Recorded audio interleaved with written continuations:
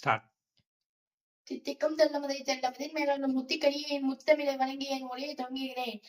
நீதிமன்றம் விசித்திரம் நிறைந்த பல வழக்குகளை சந்தித்திருக்கிறது. புதுமையான மனிதர்களை கண்டிருக்கிறது.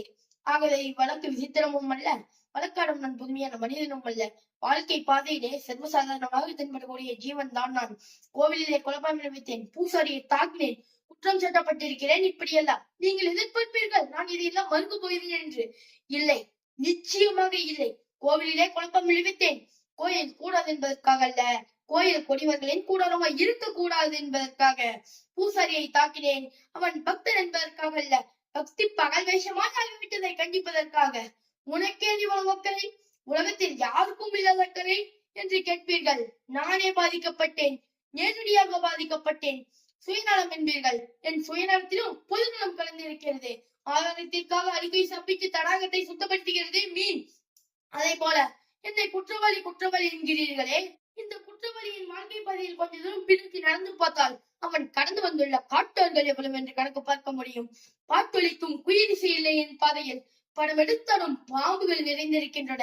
தென்றலை தீங்கியதில்லை, நான் தீயை தாண்டி இருக்கிறேன். கேளுங்கள், தீர்ப்பு எழுதுவதற்கு முன் என் கதையை கேளுங்கள். தமிழ்நாட்டில் திருவிடத்தில் பிறந்தவன் நான். பிறக்க ஒரு நாடு, பிழைக்க ஒரு நாடு. தமிழ்நாட்டின் தலையெழுத்துக்கு நான் என்ன விதிவிலக்கா? ரங்கூன் என் உயிரை வளர்த்தது, என்னை உயிரினம் ஆக்கியது. திருமண குளத்திலிருந்து என் தங்கையை காண வந்தேன். இதோ மோசடி வழக்கில் ஈடுபட்டு உங்கள் முன் இருக்கிறாள் இந்த ஜலாக்கி ஜாலி. இவள் வலையில் விழுந்தவர்கள் நானும் ஒருவன். பணப்பெட்டியை பறிகொடுத்தேன், பசியால் மேலிருந்தேன், எழுந்தேன், கட்சியில் பைத்தியமாக மாறினேன். காண வந்த தங்கையை கண்டேன், கண்ணற்ற ஓவியமாக, ஆம் கைப்பெண்ணாக. தங்கையின் பெயரோ கல்யாணி, மங்களகரமான பெயர். ஆனால் கழுத்தில் மாங்கல்யம் இல்லை. சிரித்து வளர்ந்த குடும்பம் சீரழிந்து விட்டது. கைகளிலே பிள்ளை, கண்களிலே நீர். கல்யாணி அழைதால் கல்யாணிக்காக நான் அறிந்தேன். கல்யாணிக்கு கருணை காட்டினர் பலர். அவர்களில் காதல் சிலர் அவரது காவலை கேட்டனர். இதோ கொலை வழக்கில் ஈடுபட்டு உங்கள் முன் இருக்கிறான் இந்த கொடியவன் மேலே. இவன் பகட்டால் என் தங்கையை கற்பழிக்க முயன்றான். நான் தடுத்துராவிட்டால் அப்போதே கல்யாணி தற்கொலை செய்து கொண்டிருப்பாள். கடவுள் பக்தர் கல்யாணிக்கு கருணை கேட்ட முன் வந்தார்கள் பலர். அவர்களுடன் காலைய சிலர் அவரது காவலை கேட்டனர். இதுக்கு தலையானவன் இந்த பூசாரிதான். கல்யாணியின் கற்பை காணியை கேட்டிருக்கிறான்.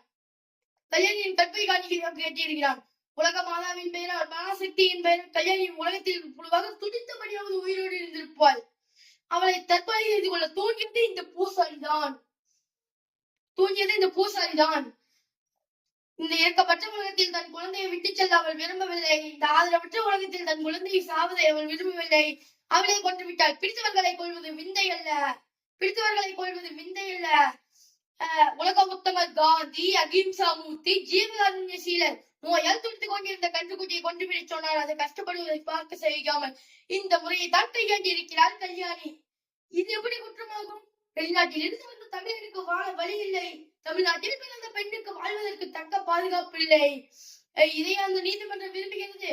என் தங்கை கொஞ்சம் விட்டு கொடுத்திருந்தால் கோடீஸ்வரன் வீட்டு பள்ளி அறையில் ஒரு நாள், மானத்தை விலை கூறியிருந்தால் மாளிகை வாசியின் மடியில் ஒரு நாள். இப்படி ஓட்டியிருக்கலாம் நாட்களை.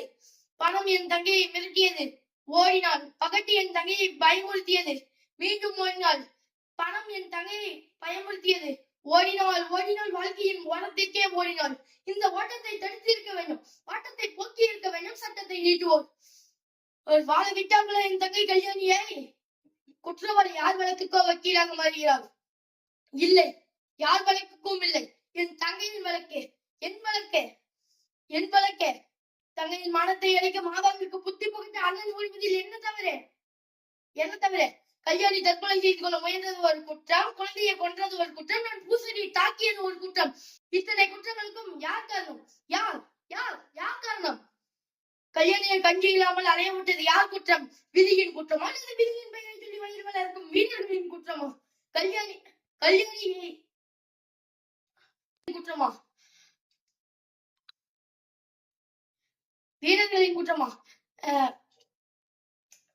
பணம் பறிக்கும் கொள்ளை குற்றத்தை நடமான விட்டது யார் குற்றம்? பஞ்சத்தின் குற்றமா அல்லது பஞ்சத்தின் பெயரை சொல்லி வயிறு வளர்க்கும் வஞ்சகர்களின் குற்றமா? வஞ்சகர்களின் குற்றமா?